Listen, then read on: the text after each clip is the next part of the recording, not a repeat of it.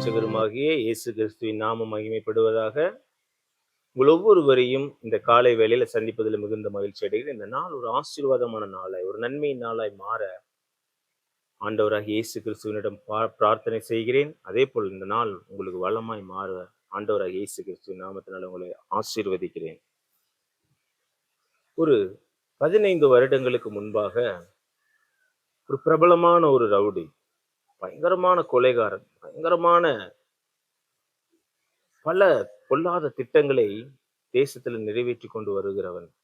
அவனை குறித்து அநேகர் நியூஸ் பேப்பர்ல கூட படித்திருப்பீர்கள்.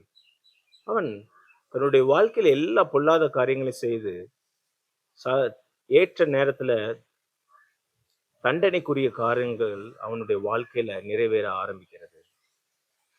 அந்த மனுஷனை போலீசார்கள் பிடித்தார்கள். பிடித்து அவனை சிறையில் அடைத்து அவனுக்கு தூக்கு தண்டனை வாங்கி கொடுத்தார்கள். அந்த சமயத்துல சுவிசேஷம் அறிவிக்க புறப்பட்ட ஒரு மனிதன் அந்த மனிதனை சந்தித்து, ஆண்டவராக இயேசு கிறிஸ்து உங்களை நேசிக்கிறார் என்கிற சுவிசேஷத்தை அறிவித்த உடனே அந்த மனுஷனுக்குள்ள என்ன எப்படி நேசிப்பார், என்ன எப்படி மன்னிப்பார் அப்படின்ற ஒரு மிகப்பெரிய ஏக்கம், மிகப்பெரிய ஒரு தூண்டுதல் அவனுக்குள்ள காணப்பட்டு கொண்டே இருக்கிறது. நான் இவ்வளவு பெரிய குற்றவாளி ஆயிற்றேன். ஆனால் ஆண்டவராக இயேசு கிறிஸ்துவின் இடத்துல அவன் இருதயத்தை ஒப்பு கொடுக்க அவன் மறக்கவில்லை. உடனே ஒப்பு கொடுத்து அவன் ஆண்டவராக இயேசு கிறிஸ்துவை சொந்த இரட்சகராக ஏற்றுக்கொண்டான். தன்னுடைய வாழ்க்கையில கிடைக்காத நிம்மதியை, சந்தோஷத்தையும் சமாதானத்தையும் பெற்றுக்கொண்டான். ஆமாங்க, உண்மையாவே ஆண்டவராக இயேசு கிறிஸ்துவின் இடத்துல நீங்க வருகிறவர்களா இருப்போமானால் உங்களுக்கு நிச்சயமா சந்தோஷம் கிடைக்கும், சமாதானம் கிடைக்கும். உங்க வாழ்க்கையில அற்புதங்களையும் அதிசயங்களையும் ஆண்டவர் காண செய்வார். அவர் எப்படிப்பட்ட தேவன் என்பதை யோவேல் ஓசியா 14வது அதிகாரம் 4வது வசனம் சொல்லுகிறது.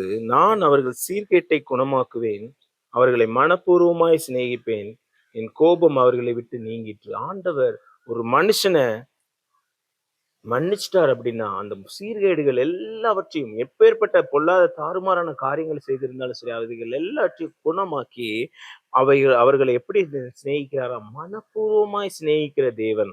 அப்புறம் அதோட மாத்திரமல்ல, அவர்கள் மேல வைத்திருக்கிற எல்லா கோபத்தையும் எடுத்து போடுகிறார். அவர்கள் செய்த அநியாயங்கள், அக்கிரமங்கள் எதையுமே பார்க்கறது இல்லையா அந்த தேவன். அந்த தேவனிடத்துல இன்றைக்கு நம்ம மனம் திரும்பி ஒப்புரவாகும் பொழுது இன்றைக்கு நம்முடைய வாழ்க்கையும் ஆசீர்வாதமாய் செழிப்பாய் மாறும் என்பதில் ஒரு சந்தேகமே கிடையாது.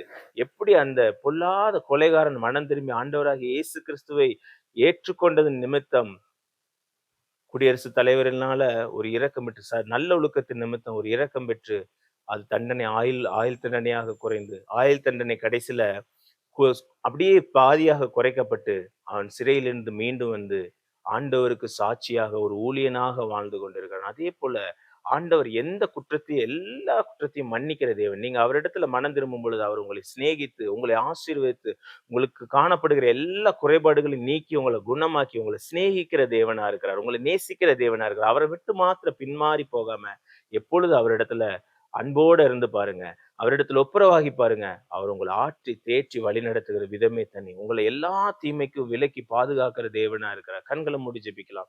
அன்பின் நல்ல ஆண்டவரே, உம்மை துதிக்கிறோம். நாங்கள் இப்பொழுது குற்ற மனசாட்சியில சிக்கி இருக்கிறோம் சுவாமி. எங்கள் குற்ற மனசாட்சிகள் எல்லாவற்றையும் எடுத்து போடுங்க. எல்லா சூழ்நிலையிலும் உண்மை நம்பிக்கையா இருக்கிறவர்களை, உண்மையில பற்றுதலா இருக்கிறவர்களை எங்களை மாற்றுங்க சுவாமி. நீங்க எங்களை குணமாக்கி, எங்கள் பாவங்கள் சாபங்கள் எல்லாவற்றையும் நீக்கி எங்களை சிநேகிக்கிற தேவனா இருக்கிறீர் என்று நாங்க பாக்குறோம் சுவாமி. வசனம் விதமாய் சொல்லுகிறது ராஜா. இசப்பா, எங்களை சிநேகிக்கிறதுக்காக உமக்கு நன்றி செலுத்துகிறோம் சுவாமி. நீங்க எல்லா காலத்திலும் எங்களை சிநேகிக்கிறீர் சுவாமி. அந்த அன்பை உணர்ந்து நாங்கள் உங்க கிட்ட அப்பா நெருங்கி பழகிறவர்களை, உண்மை நேசிக்கிறவர்களை, உமக்கு பிரியமான வழிகளில் நடக்கிறவர்களை எங்களை மாற்றுங்க.